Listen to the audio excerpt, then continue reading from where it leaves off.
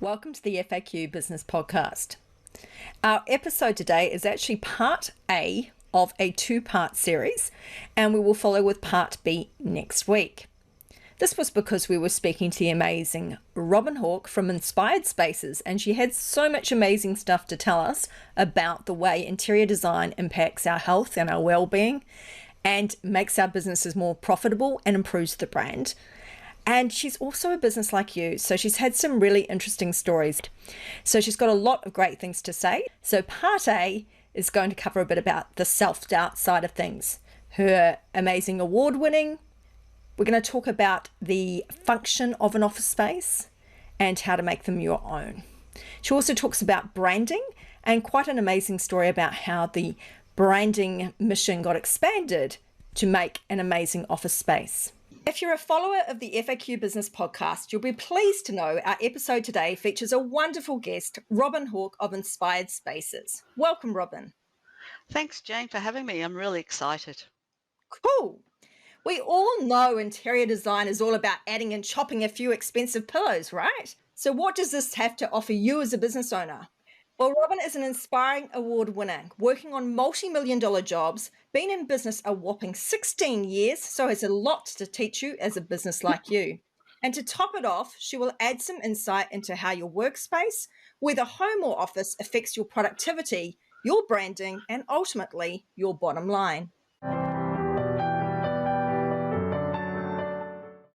Welcome to the FAQ Business Podcast for business owners, covering 4 pillars: actionable education, inspiring leaders, businesses like you, and thought leadership, where we challenge your thinking.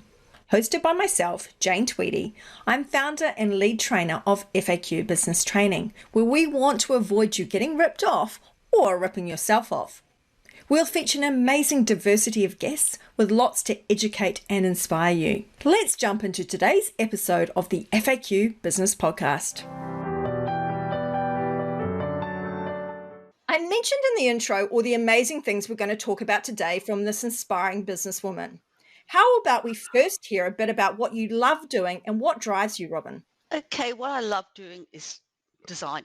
Anything creative. My whole entire life has been spent creating things, whether it was creating my own clothes and making my own clothes from the age of 8 or 10 years of age, even making my own school uniforms to go to school at that time. Anything from painting fabrics, applique, designing, seeing art, exploring architecture. It's always been about creativity.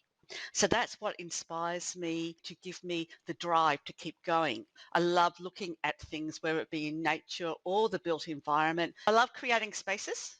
I love designing things. I love architecture and anything that's about creating something for someone to enjoy is what I love to do. What drives me, probably one of my inspirations is my daughter. As you know, my oldest daughter is severely disabled and she has achieved so much that the doctors didn't do. And she is probably what is my inspiration to keep going. She has taught us to live for today and not tomorrow.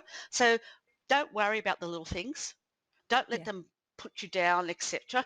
Deal with them, solve them, get on and move on and live every moment of your time as much as you possibly can to the fullness that you can. And what I love to do in my spare time, love to read. I love theatre and movies and going to the beach. So again, you can see from all my loves, they're all creative. It's all about exploring. It's about losing yourself into some sort of fictional story or losing yourself into a building or even losing yourself into nature.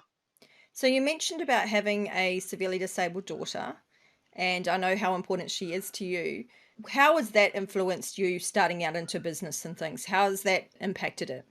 Okay, to be honest, when I first started the business, it actually was something to do whilst I was her main carer. She was still living at home. She moved out at the age of 30.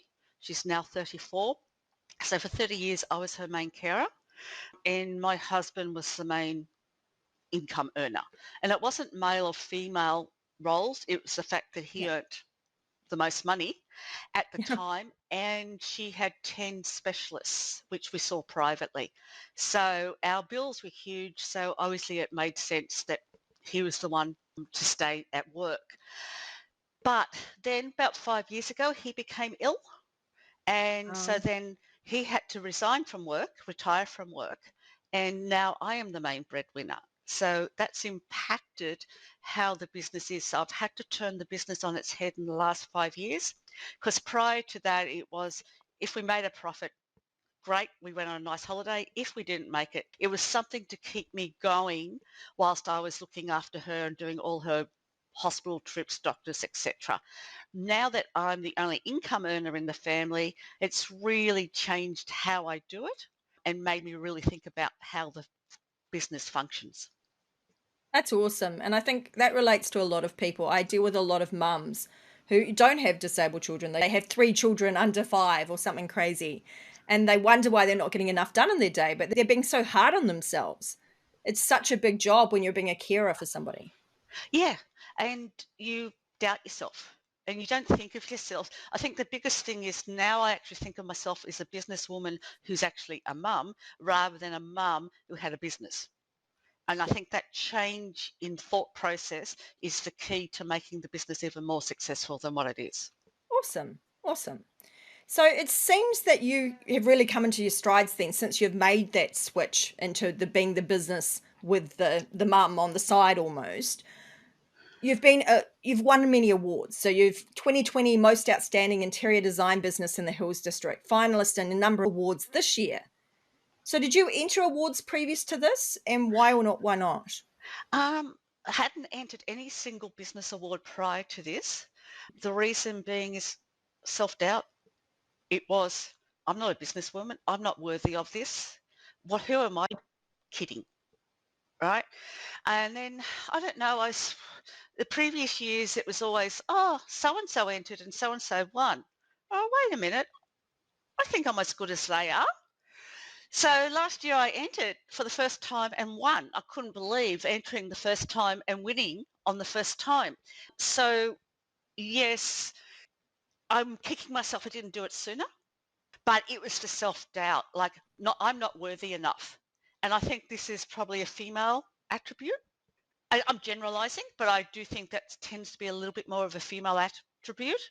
And it's probably again to think that I was a mum with a business on the side. And now my thought process is, no, I'm running a business. I'm supporting my family. I'm supporting the economy. I'm supporting 3 staff members. So therefore, give myself kudos and actually agree. Yeah, for someone who's had no business background, no business training, I'm doing damn good. And, You are it doing takes time. amazing. And this is why I get people like you involved in this, because I think it's so inspiring to other people that potentially are still in that first camp.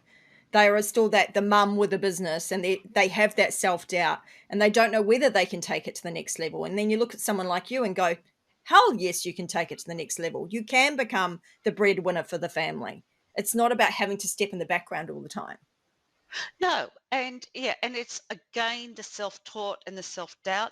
I tell people who meet me, I'm innately shy, and everyone goes, "Come off it, you're not shy." Yeah, right. But I am. It's a skill that I've learned over the years to cover up. But I am an innately shy person, so I have to work at it all the time to put myself out there. And I think that innate shyness is probably been the precursor to the self-doubt. Yeah, I've met Robyn through networking for probably about the last 5 years. And so, when I see Robyn, I do see her as a bubbly, effervescent person. That's always one of the first people to talk to people and all that sort of thing. But as you say, that's something you can learn, it's something you can adapt to. And you might be surprised, but I'm the same. If I walk into a room full of people I don't know, I hate it.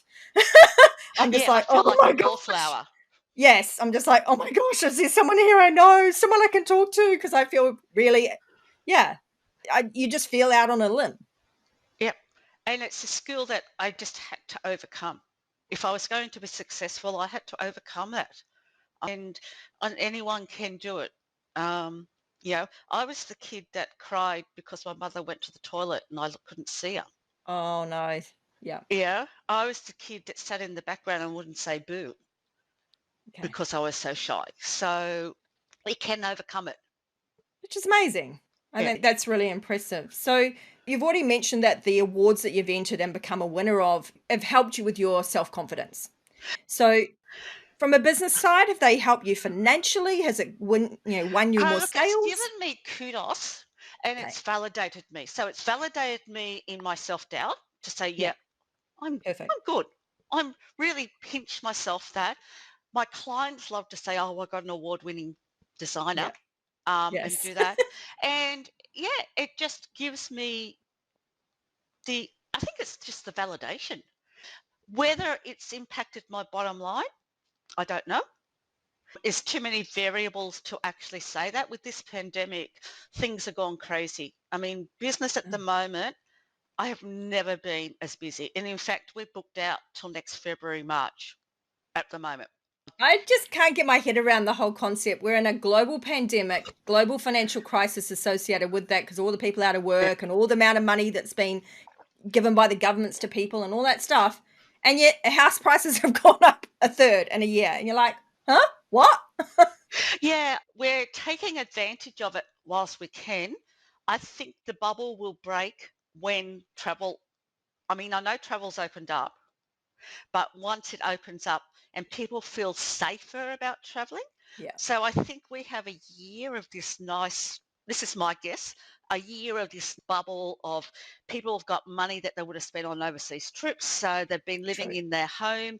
They've realised being in their house 7 days a week, 24 hours a day, the shortcomings. So now Mm-hmm. are addressing it and they realise the impact that their environment has had on their well-being. So they decided that I'm going to do something about it.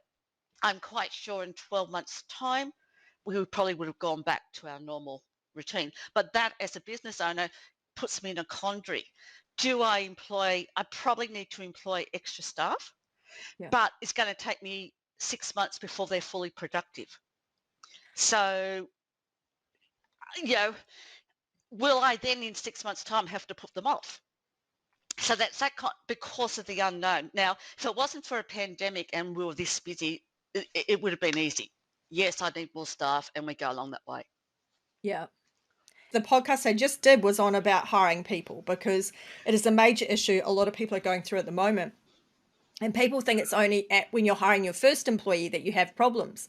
But there are other bottlenecks in your business. And obviously you're one of them now. And particularly where you're at that question mark as to, is this a permanent demand or is this just a inflated demand because, like you said, people are going, oh, my house that I'm being confined to looks like rubbish. I need to fix it. Yeah, yeah, and I think that's where my thing is. And then I have this moral thing. I don't want to bring someone on and then Yeah. say to them 6 months' time, I don't need you. I have an issues about that. I have, if people are going to commit in for me and do their Yeah. best for me, I feel like I've got to do for them. Yeah. Um, and then the irony of it is we're so busy that we probably can't afford to take anyone on because I can't afford the time to train them. Yeah, and that's exactly what I talk about in that episode is the fact there's no fairy godmother with a little wand waving it around and suddenly, ta-da, new person, all fixed. I'm like, no, you go backwards before you go forwards. It's hard work. Yeah, yeah. And then you just get them up to scratch and then they leave. Yeah, that's not so good. But Look, anyway, but but that's the nature of business. it is absolutely.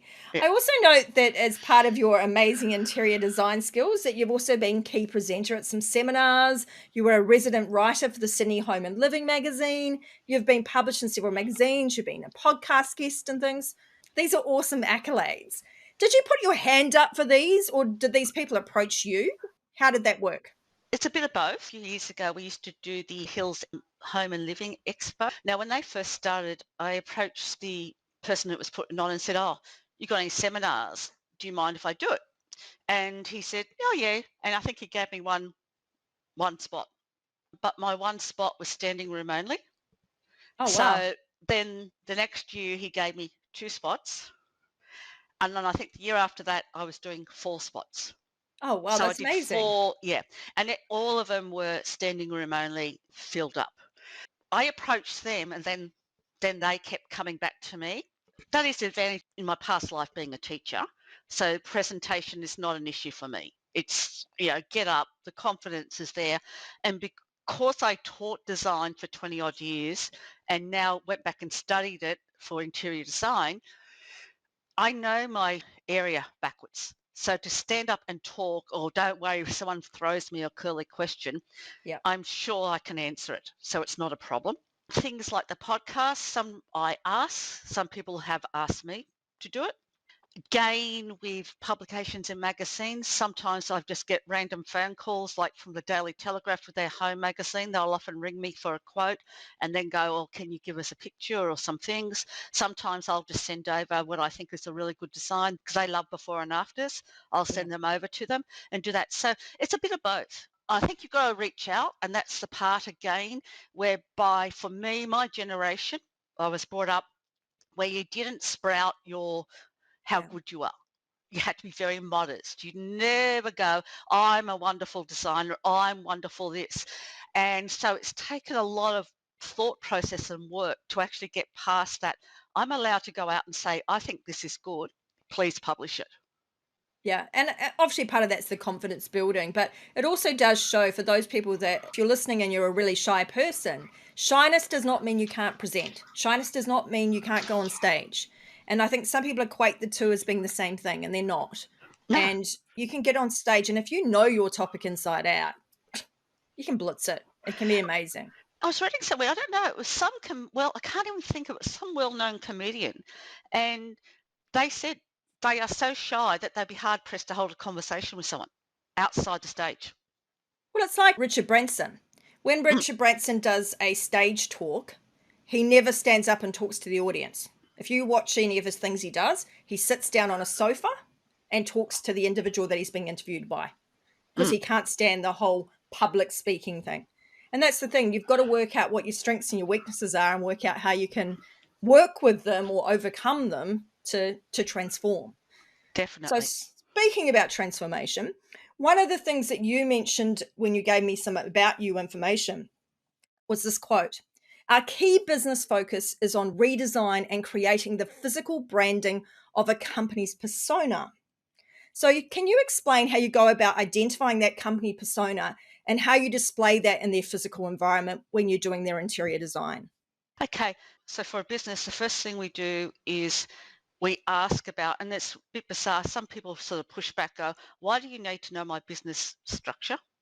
Like, what are you trying to spy on? It's so, no, I need to understand your business structure. I need to know what your mission statement is. So we're very big on what their company's mission statement is.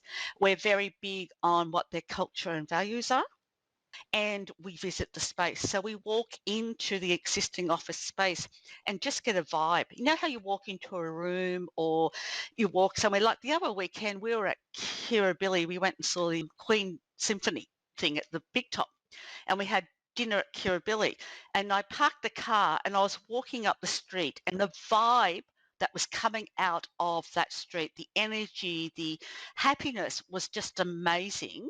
Yet you try to describe that to someone and they go, oh, you're crazy. And that's what we try and find out. What is it like in an office block? Do I walk into this office and do I feel this vibe? Do I feel this happiness vibe? Or do I think, oh my God, I'm looking at the clock. When's 5 o'clock coming? I've got to get out of here.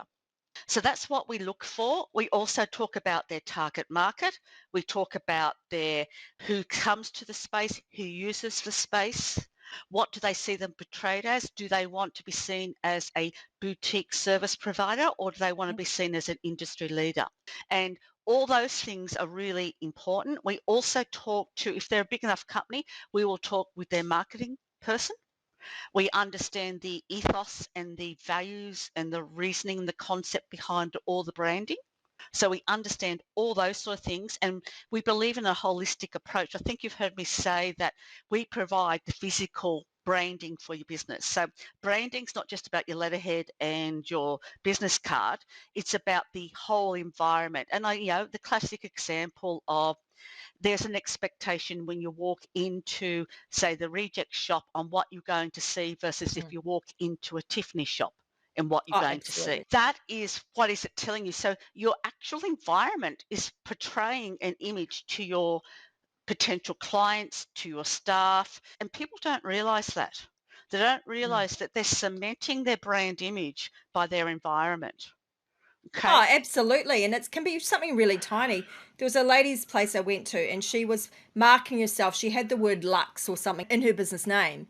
And she had this luxe premises inside, but outside she had a sandwich board with a handwritten stuck on an A4 piece of paper onto the sandwich board. And I just went, you've just completely blown your brand out of the water by this tacky sandwich board. Get rid of it. Yeah, but invest in something Yes. that is seen, and that's what I say to people when you're starting out. If you've got a lot of people coming to the front end, invest in that as a starting point. Yep. And then maybe you move on to the second one, but it's still just as important to invest in your staff as well. So we believe in that. So we do subtle things, like obviously you can do your feature wall and the color of the brand, that's obvious, but we try to be a little bit more creative. So for instance, I had one company and their branding was based on a diamond, and they're based on a diamond because they provide quality, they're long lasting, and they've got great strength. And Perfect. they're here, say. So they had the diamond. So I actually designed their reception desk based on the shape of a diamond. Oh, wow. Okay. All the strips that you put on the glass walls, the safety strips that you got to have. Well, we put the diamond as the safety strip. Yeah. Okay. We had furniture and we had a couple of reception chairs in part of the colors of their branding. Okay, so we do it like that. And we also do it whenever we design with a concept in mind. And the concept is based on all that information that we get with the client in terms of their mission statement, the culture. So I'll use at the moment, we're actually designing quite a large, well, actually we're working on a 5-story building at the moment for a commercial one. Bottom basements is just the basement. We're doing half the bottom floor, just doing a bit of a tidy up on the first floor. The second floor, we're doing complete fit out and it's 1,300 squares. And we're hoping to go through council. We've got a DA in the council to actually put a rooftop garden in. Right. Oh, wow. Now with that company, after doing that, we created a concept. And if you bear with me, I just want to read out what this concept was. Now, it's a security company. I don't want to give too much about No. this company because obviously they're a security Yeah. company. Yeah. But we created the concept of dynamic connections. And I'll just read what it says when I Yeah. said, so I said to them, when we design, we create a concept, and the one for your head office is dynamic connections, which translates to a company that is proactive, energetic in the world of security. You connect not only with your staff, but with your clients through an integrated approach. Although each department is an entity within itself, without the dynamic connections, their effectiveness would be compromised. This concept will drive the design, creating direction and inspiration. So what we've done with that, we then created that into a visual image, and we've got a variety of circles all connecting. So we've got all these pods connecting, so that by themselves they're an entity, but together they're a whole company. So we've translated that into the design. So we've got areas within the thing. We've got actually using round pods for breakout areas. We've got the circles happening in the flooring. We've got areas divided by ceiling gardens. So that is what we've done. So we've taken all that information from their mission statement, from their culture, talking to their marketing people, understanding who they are and what they want to be seen as, created this concept called dynamic connections, Wow. and use that to drive our design.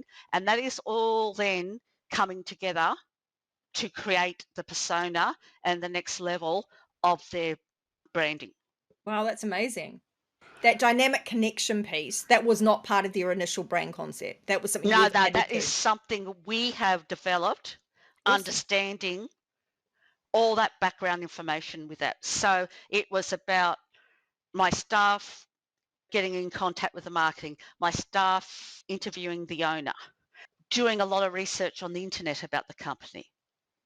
So we do a lot of back end to really, really understand it. And that's what makes us stand out from, say, a typical shop fit out person. It isn't just come in and throw in a few workstations. This is understanding how this business runs and how we can do it. Okay. I really get now that interior design is a lot more than just puffing pillows. Yes, a lot more than tossing cushions, that's for sure. We see, selling houses or whatever, and we just get that impression. That's all they do, just toss a few pillows around, chop, chop, Yeah. and that's done. Yeah, that's it. Yep. And maybe a vase of flowers as well. Of course, of Yeah. course. Got to have something fresh there. You've also mentioned another sort of quote from that you gave me was our ability to manipulate space is our key strength, which translate into beautiful, fully functioning spaces. So is this why you named your business Inspired Spaces? Main reason I did Inspired Spaces was I wanted something that indicated something creative. Like I use the example, like we always used to joke, my father's name was Barry, and we used to go, oh, he's going to set up Barry's Burgers. And I just felt like Robyn Hawke Designs was a bit like the Barry Burgers Yeah, scenario. We're a creative industry. I felt like I had to have a creative name. perfect. It took me over 6 months to come up with this. Wow. Brainstorming. I'd had other selections and then they'd already been taken. And then it was just all about it. I didn't want to put something that was going to pigeonhole me into residential or commercial. So it was about that. And then it was about, well, what do I want people to do? I want them to feel inspired in their spaces. So hence the name Inspired Spaces, which we have copyrighted. Awesome. Because I noticed a lot of the big businesses will start to use it as taglines. Ah, very clever. So what makes a workspace fully functioning?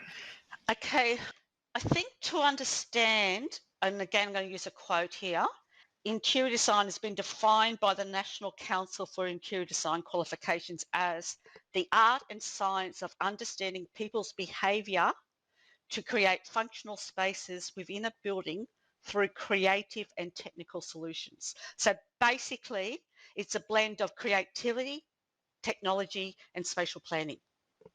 That's what Yeah, makes it functional. Okay, perfect. so that means we take into account things like noise transfer. So biggest Mm. issue, we've all gone, several years ago, they went to this open desk plan, but no one's thought about you trying to have a conversation with phone, and how often do you get on these call centers? You can hear someone in the background talking. So the noise transfer, acoustics, the echo, we were Yeah, talking about the echo even before we started recording this. That's really, really important. Noise pollution is a huge thing in a workspace that people don't think about. So the job we're doing, the security one, I'm talking about, we've got all these big open areas, but we've got actual pods, acoustic pods that are based in a sound in a circle where people can go in and have their private phone call conversations. We've also perfect. got acoustic chairs to mitigate that. Another one is adequate storage. No one thinks about it. Everyone goes, oh, we're going to paperless. Sorry, have you ever seen a paperless office? Never, ever. Mm. So you've got to have storage. There is easy workflows. Can I get from point A to B relatively easy without falling over 10 million things? Okay. Probably no one is up-to-date equipment. Nothing worse than working there and Mm. making it integrated. So at the moment, we're allowing the office, we're deciding that just the one floor, we have over 100 people that has to be incorporated into that. So we've got to work with the electrician, the data people, the AV specialist to make sure that our designs can accommodate it so that all the soft wiring that goes with the workstations is compatible with the data that the electrician's putting in. And how do we control that data? How do we make it so that we haven't got cords running everywhere? Yeah, So then there's all that safety thing. I'm a big one for a distinction between the front end and the back end of an office. There's nothing worse to walk into an office and feel like you're invading someone's space. You're in the wrong yeah, space. So I'm a big one to have a distinct back end. And also that helps you with perception because you're flat out meeting a deadline. A space can be busy, there can people, noise, etc. Now a client doesn't or a customer doesn't need to see that. They don't. So this office design that we've done, we've actually designed it so that there is two boardrooms and a meeting room visitors or guests can access without having to go to the back end of the yeah, business. yeah. Whereas the staff at the back end can access it easily the other way. It's like Okay. people that have work from home offices, right? And you can have one near the front door or with a outside access. It makes such a difference than having to walk through their house. Yep. And that's, I work from home and I've got to work with what we've got. And our house is 1970s. So it wasn't designed for offices. So I don't have many people come into my home anyway because I go to the client, but I will not meet anyone in my own home because I want Yep. to keep that Yep. distinct. However, if that had been at the front of the house and they didn't need to walk through, I'm quite sure I wouldn't Yeah. mind reps coming, etc. Yeah. Yeah. You It's do that. definitely different. What else do we need? Are things like what makes it functional, lighting, air quality, Oh, yeah. you know, absolute air quality control. And now the new one's COVID safe. Of course. Yeah. I had a past client ring me the other day saying, where do I go to get the dividers to put between the workstations? Like I'd finished designing that 3 or 4 years ago. That has a huge impact again on wanting people to feel safe. People aren't going to come back to the office if they don't feel they're going to be safe. So all those things together make a functional office. Which is a lot of things to make it functional, but it all needs to work together. And that's the thing that makes it functional. Yeah. So you mentioned about also in your wording to me, the value great design has on your well-being, both in terms of health and wealth. So what are the impacts that design has on your well-being? Okay, well, we think about how many times you walk into an environment and you respond to that environment. Okay, even though this is not office, but think of it in your home. What room in your home does everyone gravitate to, and what space becomes the junk space? And everybody will have a favorite area, and it could be because it's got great furniture, it's got great lighting, or it's got heating and cooling, got a great aspect, or maybe it's the location because it's the central part and everyone can that applies to an office as well. Yeah. Everyone is the same. You have this feeling that you walk into a space and it either encompasses you and gives you a positive feeling or it gives you a negative feeling. So if it's going to give that a negative feeling, you're not going to work productively. You're not going to feel good. You're going to have stress, mental stress, Yeah. etc. And we also realize too that I think we've all heard of the sick building syndrome from Mm. like about 20 odd years ago. They built all these office blocks and not considering air quality and the impact of that. And that is so true about that. And we now know the importance of air conditioning systems and things like listeria and making sure that they're maintenance is often done maintenance, etc. That's all thing. And then there's been another study done and so what I've been trying to do is in my mind, I know definitely 100% the office environment will affect your productivity, your profit, the well-being. But what we've been trying to do is find quantitative information to Yeah. justify that, not Mhm. just that qualitative, because at the end of the day, you have your chief financial officer or your accountant going, oh, bottom line, I'm Yeah. outlaying X amount of money. What's my return on investment? And it's very, very hard to quantify it because how do you quantify staff morale? How do you actually quantify even productivity and creativity? It's really Yeah. difficult. But there was a study in England that they found that employee workplace is responsible for pretty much as 24% of job satisfaction. Wow. So working in a great designed office Hmm. contributes to 24% of their satisfaction in the job. Wow. Okay, so that is really, and if you're in a space that makes you feel good, if you're in a space that you're prideful to go in, are you happy to invite people to that space? Are you proud to invite them to that space? Do the staff want to turn up and go? Are the staff, for instance, another indication that maybe your workplace isn't good? Is it that the time hits 5 o'clock and there's not a single person left in the office? Yeah. Everyone wants out. Everyone wants out. They're not there for the end. Whereas if it's a good workplace with a good culture and a great design, they'll stay that extra 10 minutes to put the final sentence into that paragraph or whatever. Yeah. Okay. And they may not necessarily be time watching to do that. So that is really important. And there's things like, looking at, do you want your people to be creative? And they've actually proven that if you need creative brainstorming ideas, they should be in a room that has high ceilings so Oh. that you're not confining. Whereas if you need something to really concentrate, so maybe like the accountant area doing the financial figures, you might put bulkheads in those areas so that they really, Put them in a jail cell. yeah, not quite, but anyway. Thank you for tuning in to today's episode of the FAQ Business Podcast. As mentioned at the start, this is part A of 2 parts. Part B will follow next week, and we will continue the discussion talking about nature, colour therapy, the legal ramifications of making changes to your workspace, working from home garages, the crazy expectations in some of the requirements for disabled people, collaborations, and a productivity hack, as well as some actionable education. So we'll see you next week for part B of the amazing session with Robyn Hawke of Inspired Spaces. Thank you for listening to today's episode of the FAQ Business Podcast. Available on all good podcast services. You can subscribe today via faqbusinesspodcast.com.au or directly on Apple iTunes, iHeartRadio, or Spotify. Subscribe, follow, share, and where able, review our podcast or leave us a comment on either YouTube or our blog page. Thanks for helping us to help you, the small to medium businesses who are growing and want to make a difference. Look forward to connecting with you again on the next episode of the FAQ Business Podcast.